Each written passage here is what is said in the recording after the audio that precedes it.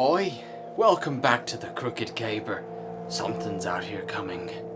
Whatever you do, watch out for... It's here!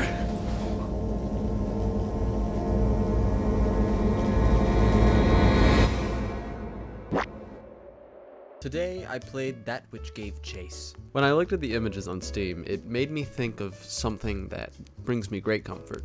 And if these images bring you great comfort, then we might be the same.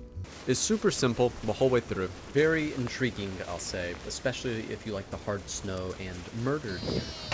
And, you know, at first it's kind of chill. I will say that any game that's title is That Which Gave Chase is going to have me looking over my shoulder the entire time. In fact, I did. Whenever I was on the sleigh for longer than a few moments, I'd be peeking over my shoulders to make sure nothing was like following behind me. The scariest thing in all of horror for me is when something is chasing me. But that aside, you get a bunch of little doggies that pull a sled because you are a sled dog musher in the Arctic. And this man has hired you to take you back to his fellow researchers who he left in the wilds. So the game has a really fun dog sled mechanic. You can tip, and it's very easy to tip. Do not be fooled, I swear. I am good at this. When you tip, you have to get off and like set the sled back up, and your companion will say something snarky every single time. Next to your companion, you have your 4 sled dogs, which you get to pet, which is fun.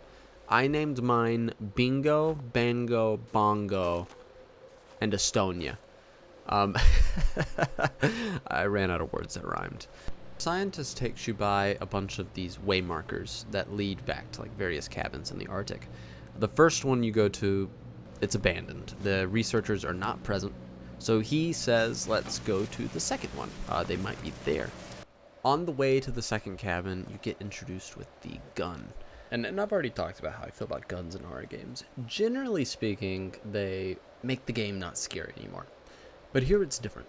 You can't shoot while you're on the sled, and reloading is slow, and you only have 1 shot, which you use to kill deer, which is maybe why the deer got so mad.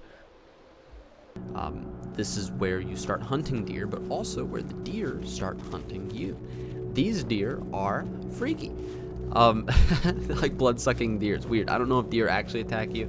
I hope they don't. If they do, I would be very frightened to be anywhere in the wild with them.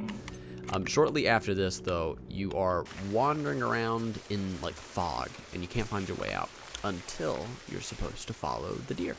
The deer apparently always know the way out in this Arctic wasteland, and your guide makes it very clear that's what you should do.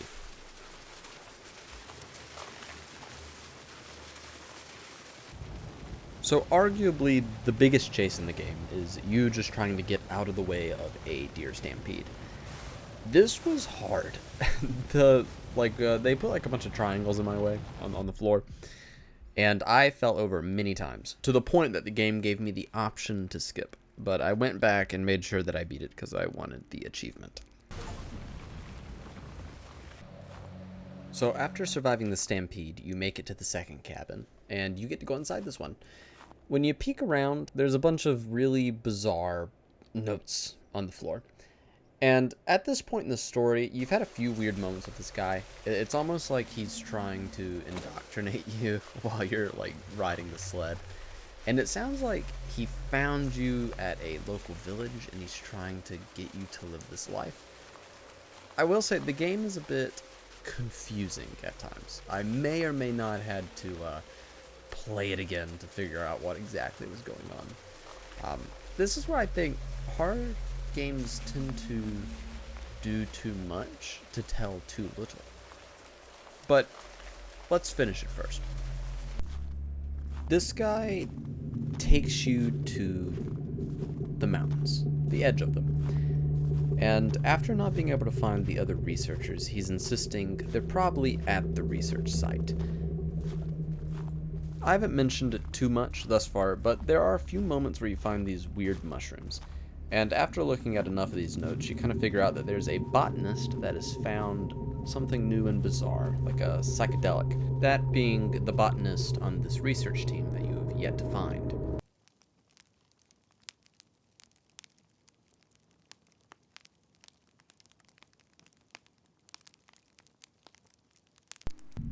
Have you ever been tied to a chair, camping in a cave, and been preached to by a crazy person who's high on psychedelic mushrooms? Well, now I have. He's the botanist. Can you believe it? He found these weird mushrooms and he uses them to drug you. And then, honestly, a pretty tasty looking syrup is created, which I assume is what he's like pouring into your mouth for you.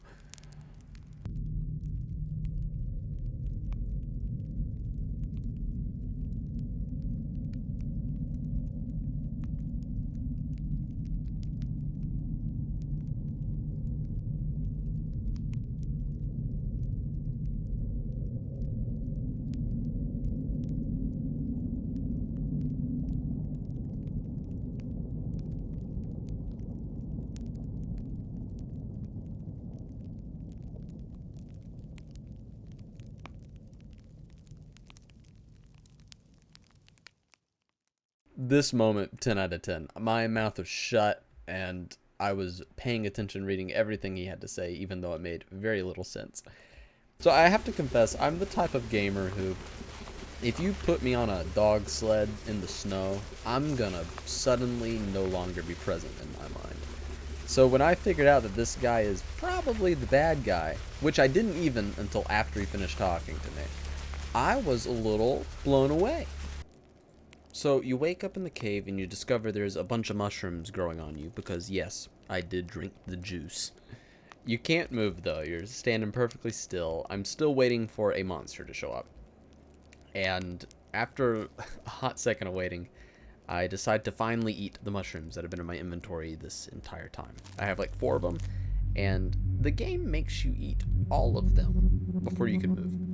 So I'll say it here first, there was no option to not get high on the psychedelics. So I refuse to take too much responsibility for this.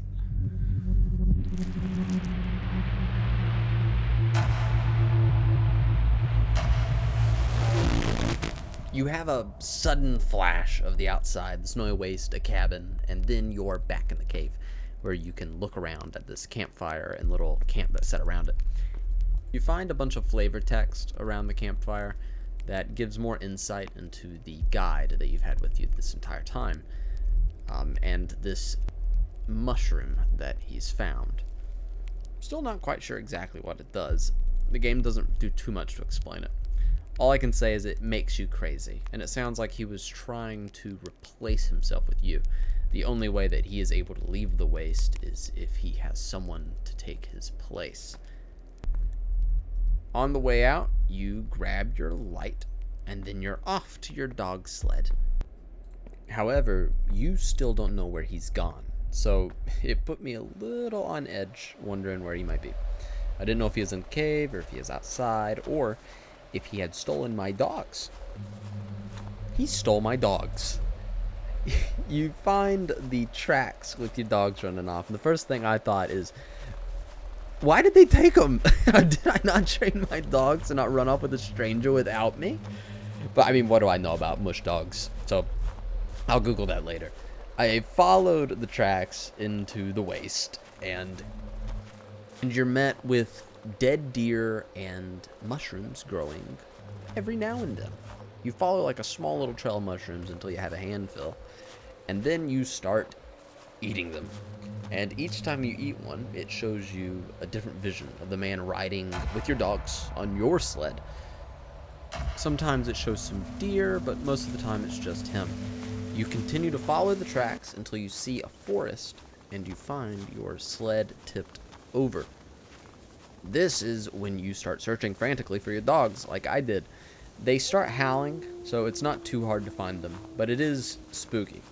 You find one, then the other, and then another cabin. The fate of the missing researchers. You find one on the bed with their stomach carved out, and the other dead, sitting in a chair in the middle of the room.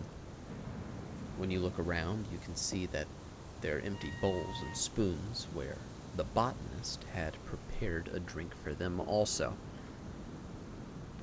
I'm unsure if the botanist killed them or if he left them to madness and that caused them to kill themselves, or if they just starved out here. This is where we know for sure that the man that was with us is the bad guy, that which gave chase, or that which killed his friends and left them in a cabin in the woods and tried to steal my dogs. After looking around for a moment, you head out and you go to find your other two dogs. And this is when you get shot at. I started ducking and weaving on the way to my dogs, and I found the last two, took them back to my sled, and began to ride off.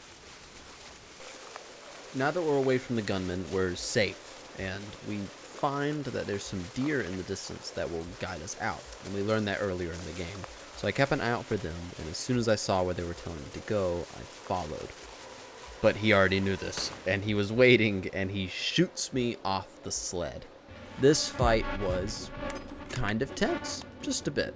The reloading is slow, and you would often see many versions of the man hunting you. And he would either try to run at you with a hatchet or knife, or he would try to shoot you from a distance. After a longish boss fight, you deal the final blow, killing the botanist dead, and you walk up to his body and gaze down at what you did. And then you take his flask and start drinking his G Fuel, because what else would you do in this situation? I'm thinking that it was actually the antidote.